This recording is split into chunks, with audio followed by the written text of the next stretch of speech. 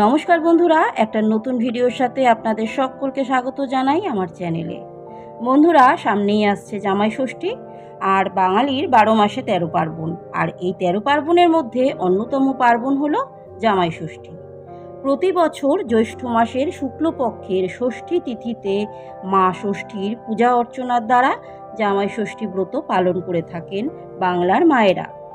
মূলত সন্তানের মঙ্গল কামনায় এই দিনে ষষ্ঠী পুজোর আয়োজন করা হয়। নিজ কন্যার সুখী দাম্পত্য জীবনের কামনায় অথবা নব দম্পতি যেন সন্তান সুখ পায় ও তারা যেন সন্তান লাভ করতে পারে, এই উদ্দেশ্যেই সারা বিশ্বের সকল বাঙালিরা পূর্ণ উৎসাহে ও আনন্দের সাথে এই দিনে অরণ্য ষষ্ঠী ব্রত বা জামাই ষষ্ঠীর ব্রত পালন করে থাকেন।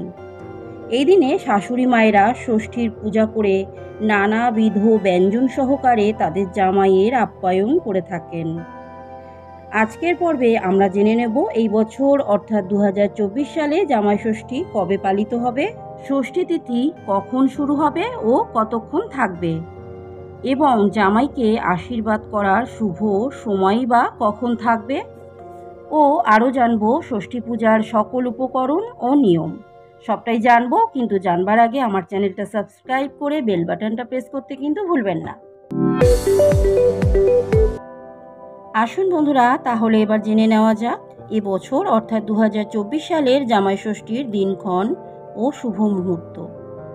2024 সালে জামাই ষষ্ঠী পালিত হবে বাংলার 29শে জ্যৈষ্ঠ এবং ইংরেজির 12ই জুন বুধবার, এবং এবছরের ষষ্ঠী তিথি শুরু হবে বাংলার 28শে জ্যৈষ্ঠ, ইংরেজির 11ই জুন মঙ্গলবার সন্ধে 6টার সময়, এবং ষষ্ঠী তিথি থাকবে বাংলার 29শে জ্যৈষ্ঠ, ইংরেজির 12ই জুন বুধবার রাত্রির 7টা বেজে 26 মিনিট পর্যন্ত।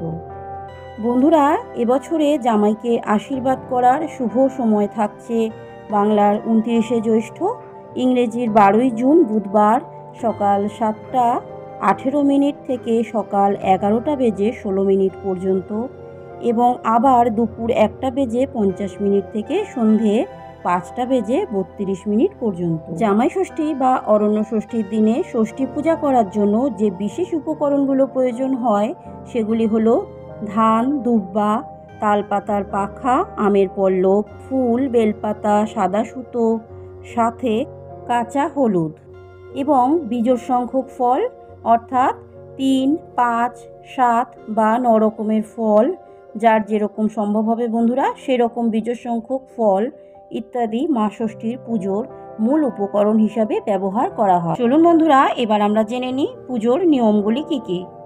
জামাই ষষ্ঠী বা অরণ্য ষষ্ঠীর দিন সকালবেলায় শাশুড়ি মায়েরা স্নান করে নতুন বস্ত্র বা শুদ্ধ বস্ত্র পরে মা ষষ্ঠীর পূজার আয়োজন করেন। এরপর একটি জলপূর্ণ ঘটে আম পাতা বসিয়ে রাখেন। এরপর 108টি দুর্বা একসাথে বেঁধে রাখেন এবং সাথে রাখেন একটি তালপাতার পাখা।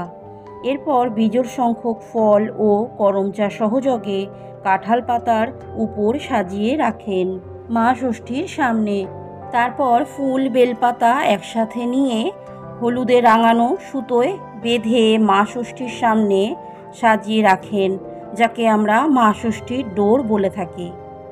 এরপর সব কিছু সাজানো হয়ে গেলে মা ষষ্ঠীর পুজো করে নিতে হয়।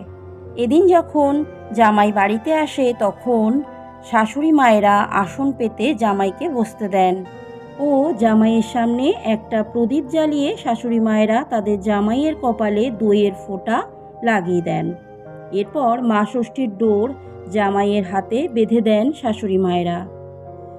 এরপর দুর্বার আটিটিকে ঘটের জলে ভিজিয়ে নিয়ে তালপাতার পাখার সাথে ধরে জামাইকে হাওয়া করা হয় ও এর সাথে 3 বার 60 60 60 বলা হয়। মনে করা হয় তালপাতার পাখার হাওয়ার সাথে সমস্ত বিপদও দূরে চলে যায়। এই সকল নিয়মের শেষে নানাবিধ মরশুমি ফল ও মিষ্টির থালা সাজিয়ে জামাইকে আপ্যায়ন করা হয়। এদিন শাশুড়ি মায়েরা যদিও নিরামিষ আহার করে থাকেন, কিন্তু জামাইয়ের আপ্যায়নে কোনো ত্রুটি তারা রাখেন না। পঞ্চব্যঞ্জনে সাজানো হয় জামাইয়ের পাত। বন্ধুরা, আজকের পর্ব তবে এই পর্যন্তই। ভিডিওটি ভালো লাগলে লাইক শেয়ার করতে ভুলবেন না এবং চ্যানেলটাকে সাবস্ক্রাইব করে বেল বাটন প্রেস করতে ভুলবেন না। দেখা হবে নতুন একটি ভিডিওর সাথে, নতুন একটি পর্বের সাথে। আজকের মতো বিদায় নিচ্ছি।